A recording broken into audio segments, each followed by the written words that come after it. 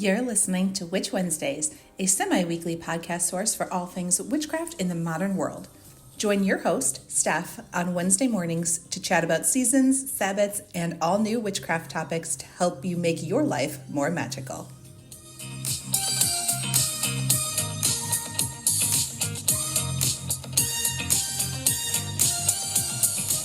Welcome back to Witch Wednesdays. I'm Steph, and you are listening to this month's monthly magic episode for the month of November. I know we still have Halloween and Samhain to go, but I did want to get this up on time because some of the holidays are November 1st specific. But I am right there with you in still getting excited and celebrating for Halloween and Samhain. So do not forget that they are still coming, and I hope that you have your celebrations all planned and you have excellent holidays. But diving into November, the month of transformation. We went over this in September and October, so no need to continue to beat a dead horse. But the name November comes from the Latin word novem, which means 9. I say noem, some people say novem. But when I took Latin in high school, they made us pronounce every V with a W, so that is just the way that I learned. And it is originally the 9th month on the Roman calendar, and then that calendar changed. I think we all know. It's just stuck with the name. The universal month number is a 1, which is the number of newness and fresh starts. And the tarot card is the Sun, which is a card of success and brighter days and happier times. As far as some things that are going on astrologically and just in terms of time and the moon phases, the first thing to take note of is daylight savings time. This is the better one. The one in spring is the difficult one. That is where you spring ahead an hour, and right now we are falling back an hour, so that is much better. The spring one is difficult, causes people to lose sleep. There's always more car accidents on the Monday morning after the spring one, so that is the tough one. This one's better, but it does change over at 2 a.m. on the 3rd, and that is a fantastic time to do magic. Just the day in general and the changing times, day before and after, is a lot of mystery and power and energy associated with that time. If you happen to be up at 2 a.m., feel free to do some magic then. But just a great time in general. Do let me know if you observe daylight savings time where you are. Not everybody does, looking at you, Arizona. So it makes things look a little bit difficult. I wish we didn't have it at all. It is something that I think that we could just completely get rid of. I'm not a fan, even though the fall one is a lot easier on my body. I still don't like it. It's frustrating. We do also have another Mercury retrograde that starts at the end of this month, and that starts on the 25th, and it stays there until December 15th, and then it will start going direct. So there's been a couple of them this year. I think we're familiar with that Mercury retrograde energy, but just be aware that that is coming up. And unfortunately, it does cause issues in communication. That's a very common one. And that is the 25th is right before Thanksgiving. So if you've got family time coming up, it might be a particularly difficult one. There are things that you can do to work on that and prevent that. And just being aware that it's happening can be very helpful. So just know that that's out there. The sun is currently in Scorpio, a fixed water sign, for the first 3 weeks before it moves into Sagittarius. The new moon on the 1st is in Scorpio. Scorpio moons in general are great for spells for sex and growth. And that new moon is going to lead to a lot of passion in personal interactions, but might also signal death. So it could be an ending to some personal relationships and interactions. We have the second quarter moon on the 9th, which is in Aquarius. So that could bring a little more discord to relationships of all kinds. And then we have the full moon in Taurus on the 15th. And Taurus moons are good for spells for love and money. And this is the last of the 3 supermoons for the year. And that's a good time for grounding energy and putting that energy to practical use. And finally, we have the month closing out with the fourth quarter moon in Virgo on the 22nd, which is great organizational energy, but can have people feeling very critical or indifferent. So those are some of the energies going on leading into Thanksgiving, so that might make that week a little bit tough for dealing with family. And then we have the correspondences that go along with the month of November. We have the crystals, which is the citrine, cat's eye, and topaz. We've got the animals, which are the snake, the eel, the goose, and the raccoon. We've got the flower is the chrysanthemum, and some of the deities associated with November are Pluto, Anubis, Kali, and Inanna.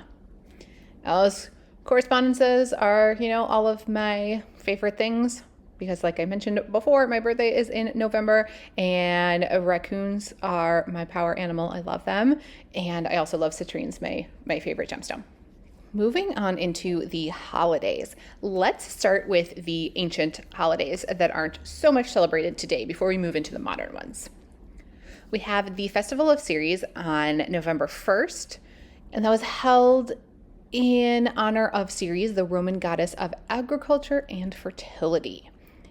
It celebrated the end of the harvest season and included rituals to ensure fertility of the land for the next planting season. Offerings of grain and other produce were made to honor the goddess.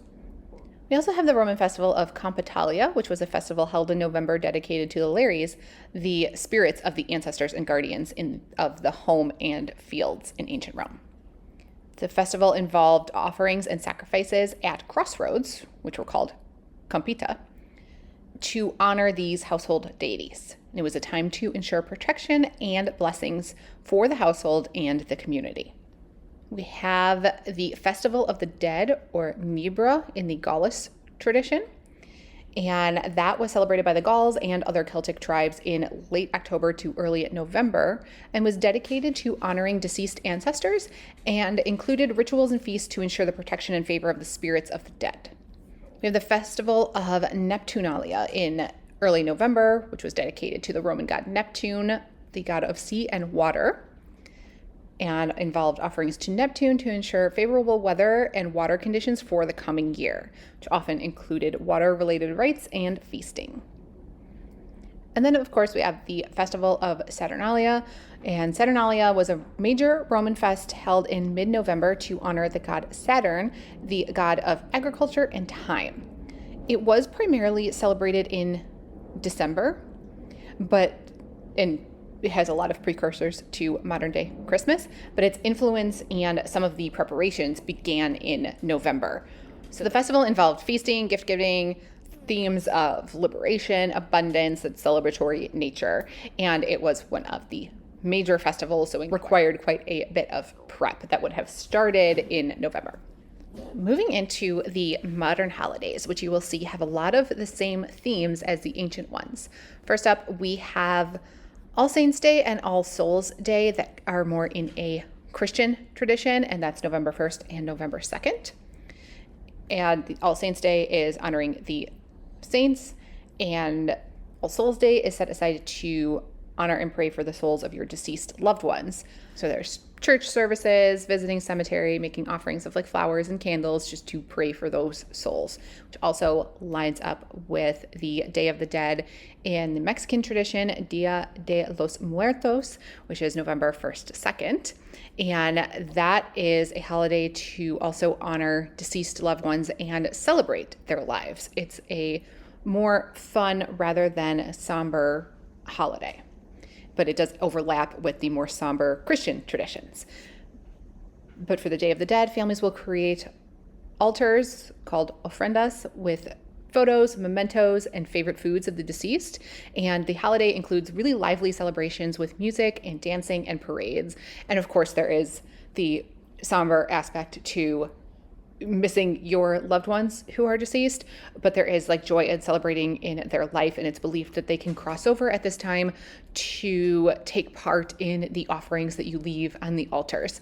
And not that it's completely accurate, but Coco is one of my favorite Disney movies. So if you are going to celebrate at this time and honor your deceased relatives, I think that you should watch Coco if you have never watched it before. I watch it every year on November 1st, and it makes my heart happy. It is absolutely one of my favorite Disney movies.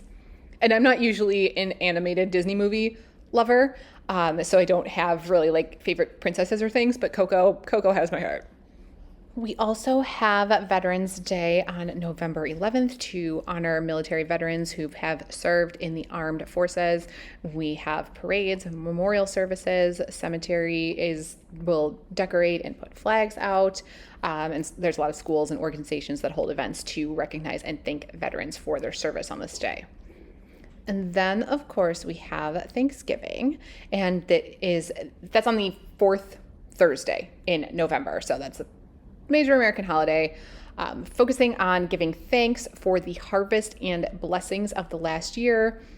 Common traditions, of course, including turkey, stuffing, pumpkin pie, family gatherings, expressing gratitude. Not everybody celebrates Thanksgiving because of the dark history overlap with what we did to indigenous peoples, and then kind of through the glossy veil of Thanksgiving over that. So not everybody wants to celebrate that. They might instead celebrate Indigenous Peoples Day and not recognize the traditional American Thanksgiving. That is completely up to you.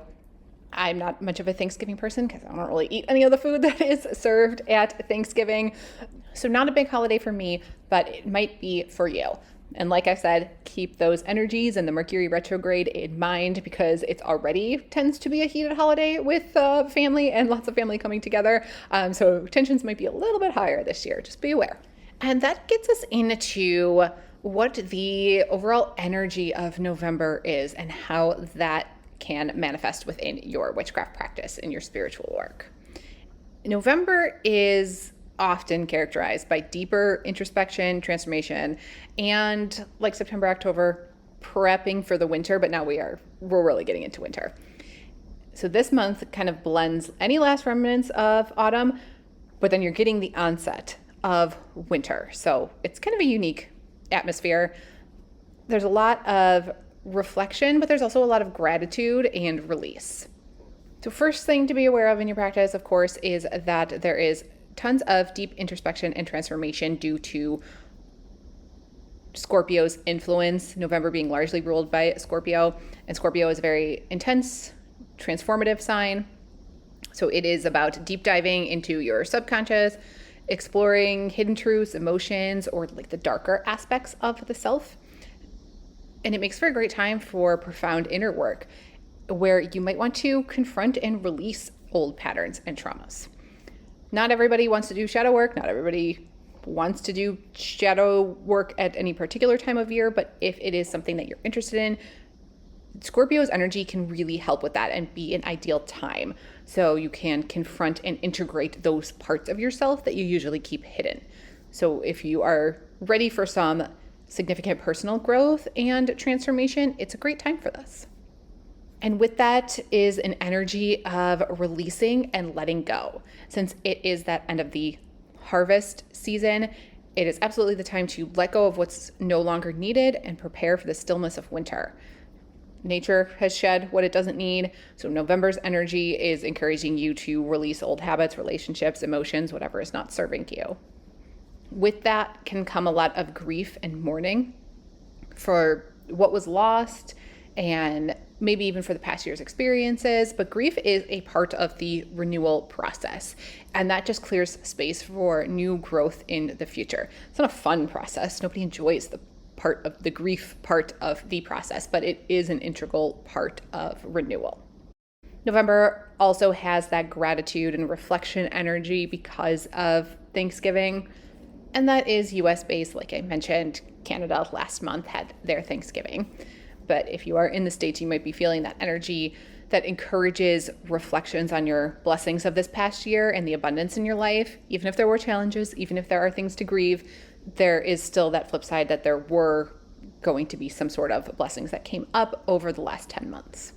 And since we've got these short days and long nights, there is a natural pull towards introspection, towards thinking about these things and reflecting on your journey and what you've learned, and then expressing gratitude for those lessons and any experiences that you gained over the year.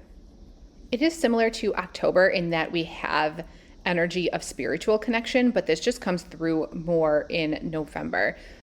It's more time of the veil being thin between the worlds, especially early in the month. So that can heighten your intuition and your connection to the spiritual realm. So it makes for a potent time for rituals, meditation, and connecting with ancestors or spirit guides.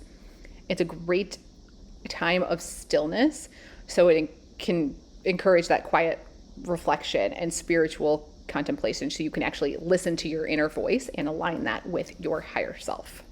Then later in the month, when the Sagittarius energy starts to take over, it is a time for preparation and grounding. So that energy is much more optimistic and forward-looking energy rather than the inner work of Scorpio energy. So that shift encourages more planning and prepping for the future.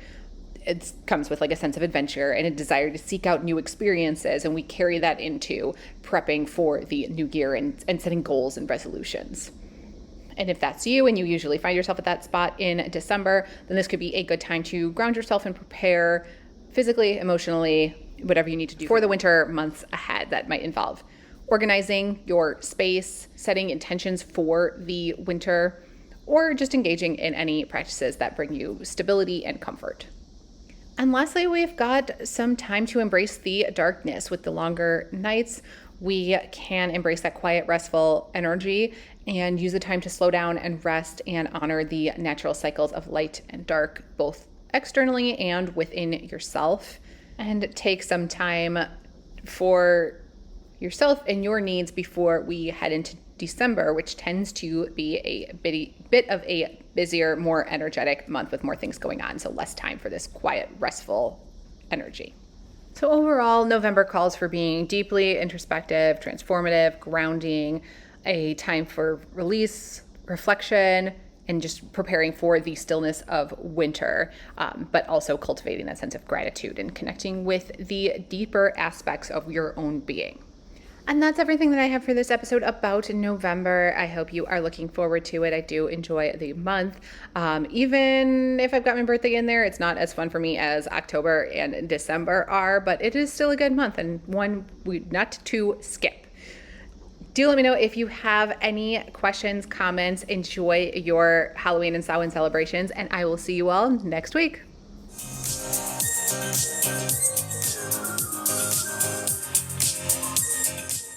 Need even more witchcraft in your life? Subscribe to Witch Wednesdays on Patreon and YouTube for all types of exclusive bonus content like spells, recipes, book reviews, and more, or even order personalized tarot readings and spells. Be sure to follow on Instagram at Witch Wednesdays Podcast, and you can find all these links and more at witchwednesdays.com.